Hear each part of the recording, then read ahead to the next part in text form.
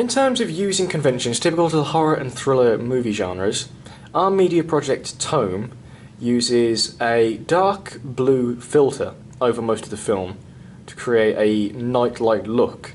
This is typical of horror movies as it creates a sense of fear of the dark, which is inherent in most people, though they tend to grow out of it to some extent.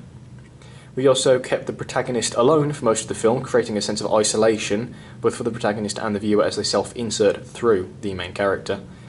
We kept the monster mostly in dark clothing and shadowed. We tried not to show their face as much as possible to create a sense of mystery out of fear of the unknown.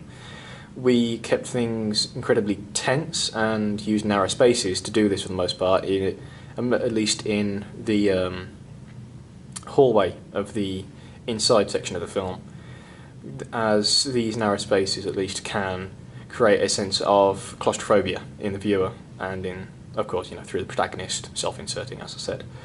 We also represented a kind of psychological aspect of the film using a swing. And while this isn't necessarily typical of horror films and thrillers, it is something that has been used before in more psychological horror films. Conversely, in terms of going against conventions, defying them or challenging them, we used an open space for the kind of darker alternate world section of the film in the monster encounter, as opposed to the narrow space you'd usually expect to find a monster in. We kept a lack of music instead of tense music for a large amount of the film, as this created a kind of a sense of immersion for an extra added layer of tenseness. We used cuts to white instead of cuts to black through the lightning aspect, and this challenge conventions you usually see cuts to black in most movies really, as it's just a sort of typical trick. So we decided that that would be quite an easy way to subvert that.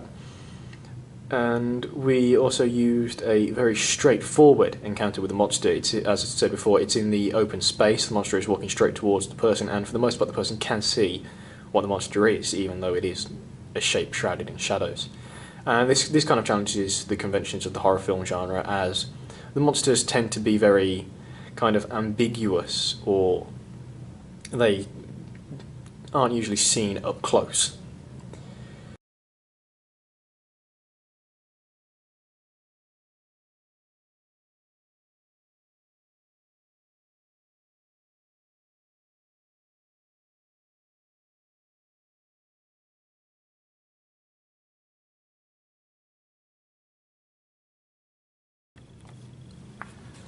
In terms of representing social groups, our film tried to represent the mentally ill via the main character, as we used a psychological aspect to the film with the swing set moving back and forth to represent a changing in reality for the protagonist.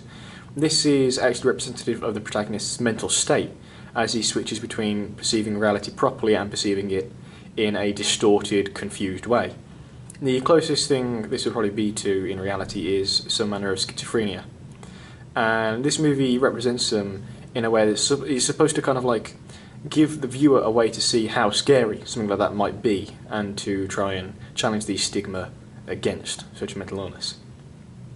Aside from this, in a more casual aspect, we also represented the sort of modern youth, with the main character being a very kind of apathetic person at first. However, he also becomes quite easily scared when encountering the monster as something he is unfamiliar with.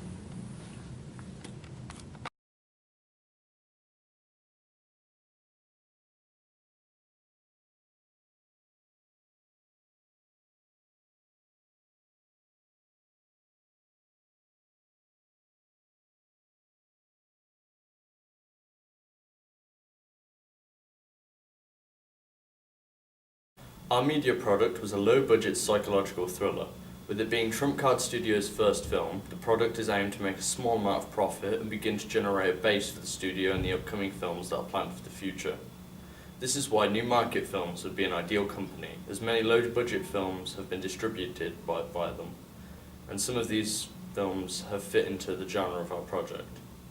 New Market Films is a North American producing and distributing company, founded in 1994 and is owned by Exclusive Media, which is an even larger global film production, finance, sales and distribution company.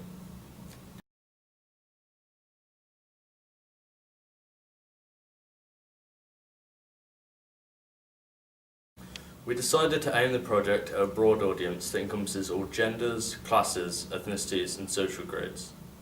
This was in order to maximise audiences and henceforth maximise profits from the film.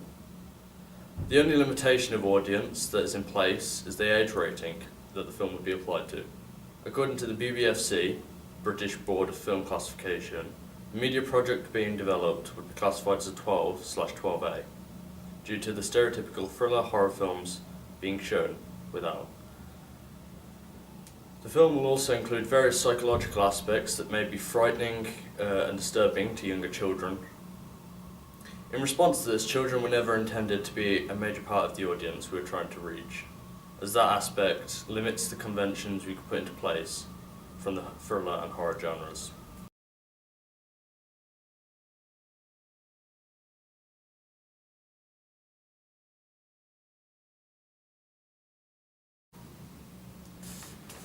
Twenty 2016 was a successful year for a variety of horror and thriller-themed films, with many gaining a large amount of profit at the box office. The storyline of our film challenges these conventions, whilst also generating the required tension and suspense that draws people in whilst watching the trailers. Advertising would consist of compiling a collection of scenes that suggest the storyline but don't give away the plot, and staggering these clips in 3 short trailers which would be released leading up to the film on the various social media platforms. In addition to the social media advertisements, in popular cinemas throughout the country, we would also set up a recreation of the main antagonist like this, increasing the popularity by showing what's going to be hunting the protagonist in real life.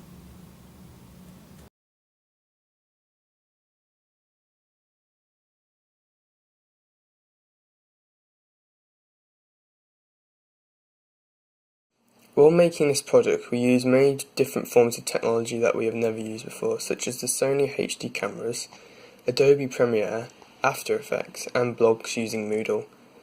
With Adobe Premiere, we learned how to add 2 different layers of footage over each other to create a distorted effect, which was used in our product as the monster's vision. We also learned how to change the colour effects over a whole clip to completely change the atmosphere from before. This was particularly useful in our case, as it allowed us to change the raw footage from a yellow lighting to a dark blue to reflect the horror feeling. We learned more of the camera's capabilities when we were recording the film during the different lighting. When we tried recording in dark lighting, we found out that even though we could see objects clearly, the camera couldn't see anything. Understanding the camera's limits helped us for the next day of recording, as it meant we were more careful with lighting and time. We used After Effects for our title sequence to create a distorted effect to represent the monster. When we were choosing the effects from the list, we liked the distorted one the most, and so we decided to choose it.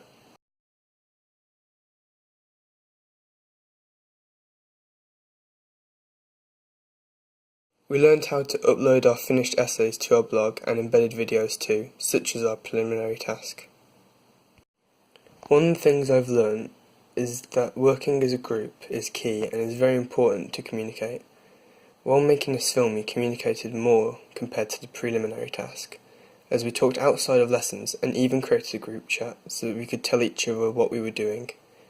During lesson time and home time, we decided to delegate tasks so that everyone was busy and we could work more efficiently together. We kept the same teammate operating the camera from last time, so no one had to relearn how to use it.